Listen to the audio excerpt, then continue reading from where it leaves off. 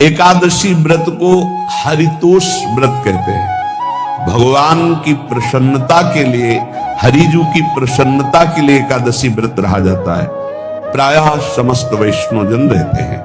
जो रसिक जन प्रियाजू के चरणों के अनन्य हैं, उनका एक ही व्रत है, श्यामा श्याम की आठों पहर उपासना करते हुए अपनी मन वृत्ति को श्यामा श्याम में समर्पित करना। यहाँ ज्ञान ध्यान व्रत कर्म जीते सब काहू में नहीं मोहि प्रतीति, रसिक अनन्य निशान बजायो एक श्याम श्यामा पद प्रीति। पर जो एकादशी व्रत रहते हैं परम धन्य है, वो हरितोष व्रत है।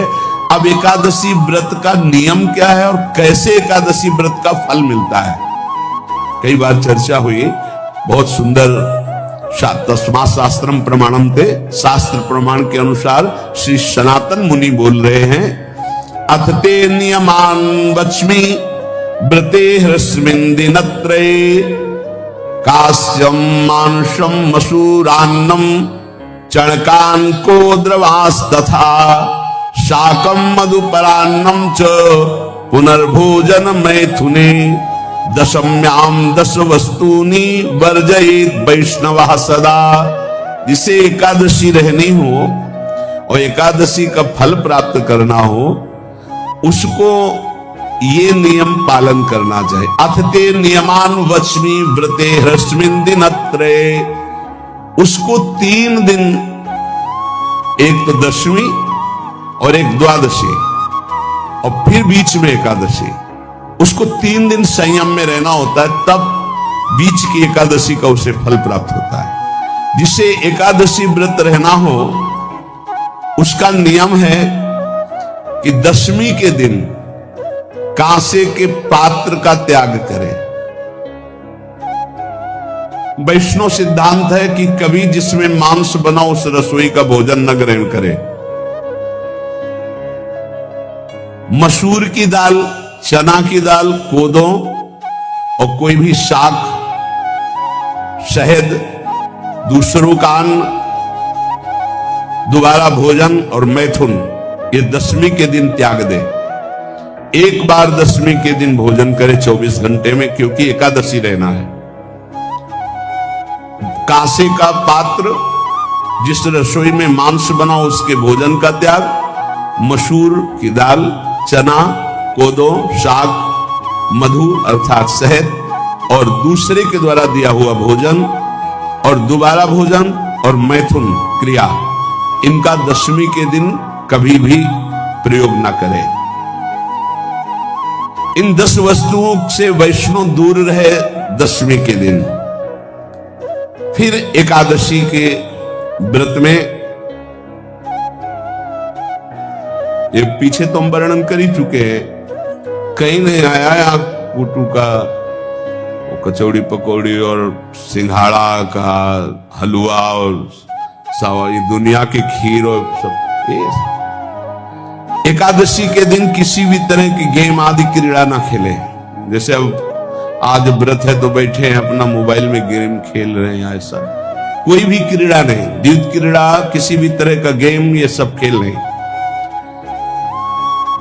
द्वित क्रीड़ाम च निद्राम च तांबूलम दंत धावनम, परापवादम पैशून्यम स्तेयम हिंसाम तथा रतिम, कोपम हृतवाक्यम च एकादश्याम विवर्जयेत्।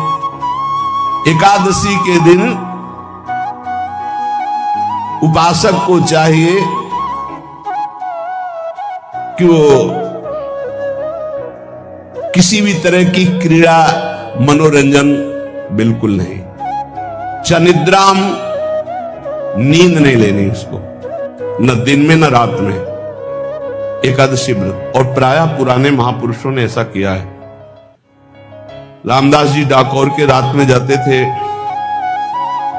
रणछोड़ भगवान के यहाँ कीर्तन करते थे जाकर। तभी तो भगवान उनके कीर्तन पर, उनकी भक्ति पर रीझ कर गाड़ी में बैठकर उनके साथ आए थे। पूरी रात जगकर कीर्तन करना, दिन में तो सोना ही निषेध है। द्वित क्रीड़ाम च निद्राम च तांबूलम, पान खाना निषेध है एकादशी को, बिल्कुल नहीं। जो व्रत रह रहे हैं दंत धावनम, वृक्ष से तोड़कर जो दतून की जाती एकादशी के दिन है। परापवादम, दूसरे की निंदा करना, चर्चा करना नहीं, अर्थात अधिकतर मौन व्रत धारण करे एकादशी के दिन। पैशून्यम, चुगली करना। स्तेयम, कोई चोरी करना। हिंसाम, वाणी से, शरीर से, मन से किसी को दुख पहुंचाना। रतिम, अर्थात भोग करना, मैथुन करना। कोपम, किसी के ऊपर गुस्सा करना। अनत वाक्यम, झूठ बोलना। एकादश्याम विवर्जयेत, एकादशी के दिन ये नहीं करना चाहिए। एकादशी को एक बार कुछ फलाहार शुद्ध, अगर आपके पास कोई व्यवस्था नहीं तो थोड़ा दूध है, जल है, ऐसे आप लेकर, या थोड़ा सा फल ले लें, थोड़ा सा फल लेकर के प्राण पोषण, एक दिन में मर नहीं जाओगे। कितने तो निर्जला एकादशी रहते हैं, हर एकादशी निर्जला। पूज्य श्री मथुरा दास जी निर्जला ही रहते थे हर एकादशी। चलो भैया, आपकी सामर्थ्य नहीं तो जल 2-4 बार ले लो, एक बार थोड़ा सा दूध और फल ले लो, चल जाएगा काम, प्राणों का पोषण हो जाएगा। ये आचरण न करे, एक बार कुछ आहार ले ले, वो भी शुद्ध भगवद अर्पित प्रसाद।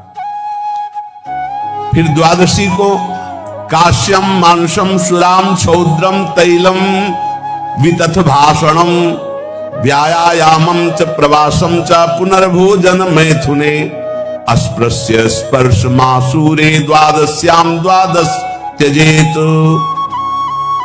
कांस के पात्र में द्वादशी को भी भोजन न पावे। जिस रसोई में मांस बनाओ उसमें आहार न ले। किसी भी तरह का नशा द्वादशी को न करे। शहद न पाए, तेल के बने पदार्थ न पाए, मिथ्या भाषण न करे और बहुत शरीर का व्यायाम न करे, बहुत थकावट वाले कार्य न करे। दोबारा भोजन न करे, एक बार द्वादशी को भी भोजन पवित्र। मैथुन न करे, जिसका स्पर्श नहीं किया जाता ऐसे पदार्थों का स्पर्श न करे, और मसूर की दाल न खाए। द्वादशी को जो इन नियमों का पालन करता है, दशमी द्वादशी ऐसे और एकादशी ऐसे, तब उसे एकादशी व्रत का फल प्राप्त होता है। जो इस पद्धति से कर, ये जो मनमानी है सब नहीं, हर पदार्थ मिल जाएगा आपको फलाहार में। हर पदार्थ हमको बताया गया कि आपको जो चाहो सब पदार्थ फलाहार का। अरे भाई, हरितोष व्रत है तो हरि प्रसन्नता के लिए एक दिन भूखे रहने बहुत आनंद आता है। पहले भगवत कृपा से ऐसी गंगा जल पी करके कुछ दिन, फिर कभी कभी निर्जला एकादशी का भी आनंद। बड़े संन्यास मार्ग में थे तो बड़े संयम से सब शास्त्रीय पद्धतियों का निर्वाह होता था। उपासक को चाहिए कि इन नियमों से व्रत का अनुष्ठान करे, मनमानी आचरण न करे। सबसे प्रार्थना जो एकादशी रहते हो, हरितोष व्रत इसे कहते हैं, भगवान की प्रसन्नता के लिए रहा जाता है, रहना चाहिए। जो अपनी आचार्य परंपरा में है, जैसे जिनका सिद्धांत है, पर रहने का सिद्धांत ये श्री सनत कुमार जी वर्णन, श्री सनक जी महाराज, ये सनत कुमार जी वर्णन की। सनक जी महाराज कह रहे हैं, यदि भगवान का आश्रय नहीं, सत्संग नहीं है, तो इन 4 में से एक हो तो नाश कर देता, फिर चारों हो तो सर्वनाश हो जाता है। यौवनम धन संपत्ति, प्रभुत्व विवेकता, एकैपमप्यनर्थाय किमु यत्र चतुष्टयम। यदि सत्संग नहीं है, यदि भगवद आश्रय नहीं है, खूब धन हो, जवान अवस्था हो, बढ़िया पद मिला हो, प्रभुत्व चलता हो और अज्ञान हो, फिर क्या कहना है? बोले चारों जहां मौजूद होते हैं वहां सर्वनाश का खेल शुरू हो जाता है। अगर इनमें से एक हो तो सर्वनाश करने में पर्याप्त है, और अगर चारों हो तो फिर क्या कहना है? यौवनम, जवान हो, धन संपत्ति, खूब रुपया पैसा हो, प्रभुत्व, कोई पद हो, कोई अधिकार हो बड़ा, फिर अविवेकता और अज्ञानी हो तो बोले एक नाश कर देगा, फिर चारों तो नाश ही कर देंगे। अगर सत्संगी है तो ये चारों महान कार्य कर देंगे। क्या यौवनम, जवान है, खूब दूसरों की सेवा, मेहनत पूर्वक धन संपत्ति कमाकर माता पिता की सेवा, परिवार की सेवा। ये माता पिता, हमारा वेद कहता है मातृ देवो भव, तैत्तिरीयोपनिषद, मातृ देवो भव, पितृ देवो भव, आचार्य देवो भव, अतिथि देवो भव, यान्य नवद्यानि कर्माणि तानि सेवितव्यानि नो इतराणि, यान्यस्माकः सुचरितानि तानि तोयोपास्यानि नो इतराणि, ये के चास्माच्छेयाः सो ब्राह्मणाः तेषां त्वया स्नेन प्रश्वसितव्यं, श्रद्धया देयम् अश्रद्धया देयम्, श्रिया देयम् ह्रिया देयम् भिया देयम् संविदा देयम्। वेद कहता है मातृदेवो भव, माता साक्षात हमारी भगवान है। देव हरि को कहते हैं, केशव देव जिसे कहा हरि को कहते हैं, गोविंद देव, मातृ देव, माता भगवान है।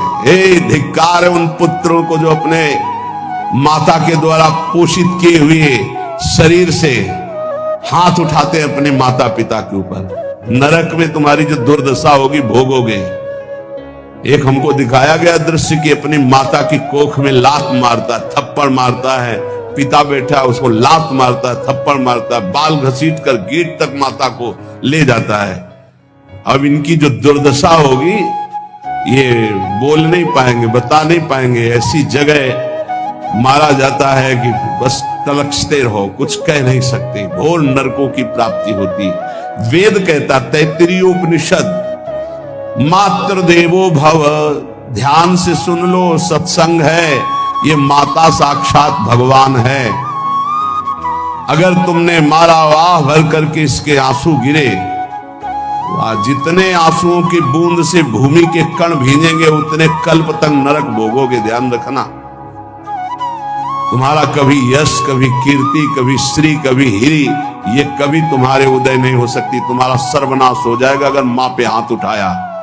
पितृदेवो भव, पिता साक्षात भगवान है।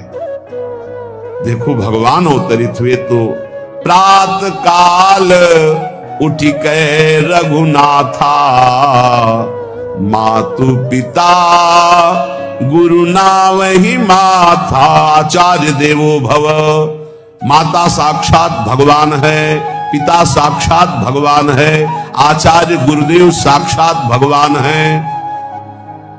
जो अपनी माता को, अपने पिता को दुख देता है, अपने गुरुदेव की अवहेलना करता है, उसका कभी मंगल हो सकता है? वो कभी सुख प्राप्त कर सकता है? वेद कहता है जो निर्दोष कर्म करते हुए धन कमाकर, कैसा कर्म? निर्दोष कर्म करते हुए धन कमाता है और उस धन से अपने बूढ़े माता पिता और गुरुजनों की सेवा करते हैं, जीवन धन्य है। धिक्कार है उस पुत्र को, धिक्कार उस जवानी को, धिक्कार है उस धन को, धिक्कार उस बुद्धि को जिसको ये सब प्राप्त होने पर भी अपने बूढ़े माता पिता को दर दर के भटकने के लिए विवश कर देते हैं, जो अपने बूढ़े माता पिता को कष्ट देते हैं। जहां वेद कह रहा है मातृ देवो भव, पितृ देवो भव, आचार्य देवो भव, अतिथि देवो भव, चार बातें कही। अतिथि देवो भव, अगर बिना परिचय के कोई आ गया कह रहा भूखा हूं, भोजन पवा दो, भगवान पधारे हैं, हम कह रहे मत अंदर आने दो, गेट के बाहर पवा दो, तुम्हारा संशय, पर उसे भूखा मत जाने दो।